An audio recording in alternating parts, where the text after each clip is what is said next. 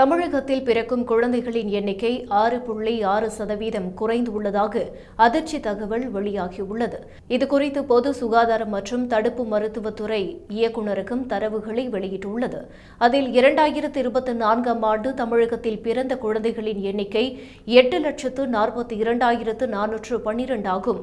இதற்கு முந்தைய 5 ஆண்டுகளில் பிறந்த குழந்தைகளின் எண்ணிக்கை 9 லட்சத்திற்கும் மேல் இருந்தது.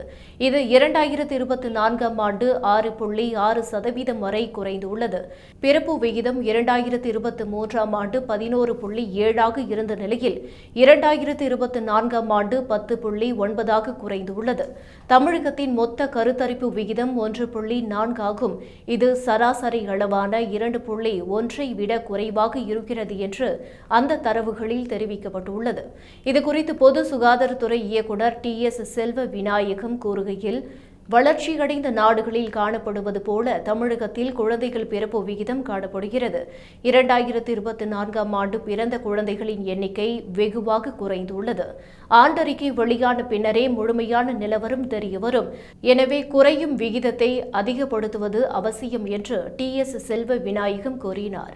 இதுகுறித்து வேலூர் CMC மருத்துவமனையின் பேராசிரியர் ஜேக்கப் ஜான் கூறுகையில், தமிழகத்தில் காணப்படும் குறைவான பிறப்பு விகிதம் உடல்நலம் தொடர்பாக ஏற்பட்டதில்லை, சமூக மற்றும் பொருளாதார காரணங்களால் ஏற்பட்டது. மேற்கத்திய நாடுகள் குறைவான பிறப்பு விகிதத்தால் போதிய பணியாட்கள் இல்லாமல் சிரமப்படுவதை இப்போதுதான் உணர்ந்துள்ளன. எனவே இந்த விவகாரத்தை சரியாக கையாளுவது அவசியம் என்று ஜேக்கப் ஜான் கூறினார்.